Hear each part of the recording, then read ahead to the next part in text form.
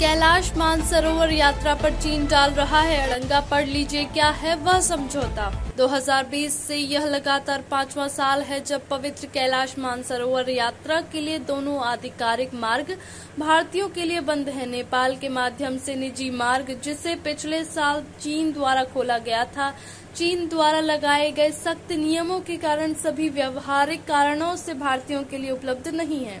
कोविड-19 महामारी के कारण चीन में कैलाश पर्वत पर होने वाली कैलाश मानसरोवर यात्रा स्थगित कर दी गई है। यह भगवान शिव का पवित्र निवास स्थान है, जहां हिंदुओं की गहरी आस्था है। लेकिन थोड़ा चीन समझौतों का उल्लंघन कर रहा है। क्या चीन इन समझौतों का उल्लंघन कर रहा है? पहला समझौता 20 मई 2013 को तत्कालीन विदेश मंत्री सलमान खुर्शीद और चीन के तत्कालीन विदेश मंत्री वांग यी के बीच हुआ था। इससे यात्रा के लिए लिपुलेख दर्रा मार्ग खुल गया।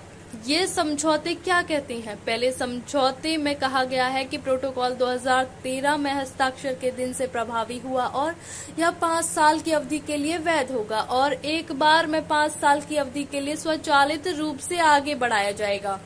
समझौते में कहा गया है दोनों पक्ष सहमति के माध्यम से आवश्यकता अनुसार प्रोटोकॉल को संशोधित और पूरक कर सकते हैं। दूसरे समझौते की भाषा भी समान है। इसके अलावा पहले समझौते में कहा गया है कि प्रत्येक वर्ष बड़ी संख्या में भारतीय तीर्थ यात्री वाणिज्यिक टूर ऑपरेटरों और ट्रैवल एजेंटों के माध्यम से माउंट कैलाश और मानसरोवर की यात्रा करते हैं। भारत विकल्पों पर विचार कर रहा है, जबकि दोनों आधिकारिक मार्ग बंद हैं। चीन ने पिछले साल नेपाल की ओर से अपनी सीमाएं खोल दी, लेकिन विदेशियों विशेष रूप से भारतीयों के लिए नियम कड़े कर दिए और शुल्क बढ़ाने सहित कई प्रतिबंध लगा दिए, जिससे भारतीयों के लिए नेपाल के माध्यम से माउंट कैलाश जाना व्यवहारिक रूप से असंभव हो गया। इस साल जनवरी में 38 भारतीय नेपाल के नेपालगंज से चार्टर्ड फ्लाइट कैलाश मानसरोवर दर्शन फ्लाइट में सवार होकर 27,000 फीट की ऊंचाई से कैलाश पर्वत के दर्शन करने वाले पहले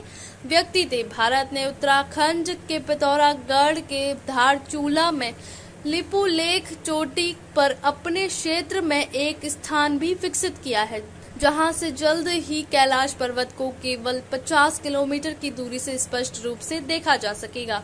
इस महीने की शुरुआत में उत्तराखंड सरकार ने घोषणा की कि तीर्थयात्री इस साल 15 सितंबर से इस स्थान से कैलाश पर्वत को देख सकेंगे। हालांकि बड़ा सवाल ये है कि क्या चीन भारत के साथ किए गए समझौतों पर स्पष्ट उल्लंघन करते हुए हिंदुओं के सबसे पवित्र स्थलों कैलाश पर्वत और मानसरोवर तक भारतीयों की पहुंच को एक तरफा तरीके से अवरुद्ध करना जारी रख सकता है? जो लोग कैलाश पर्वत पर गए हैं वे इस बात से सहमत होंगे कि पवित्र पर्वत और मानसरोवर की व्यक्तिगत परिक्रमा करने से बेहतर कोई आध्यात्मिक अनुभव नहीं है और भारत को इसमें दृढ़ता से हस्तक्षेप करना चाहिए।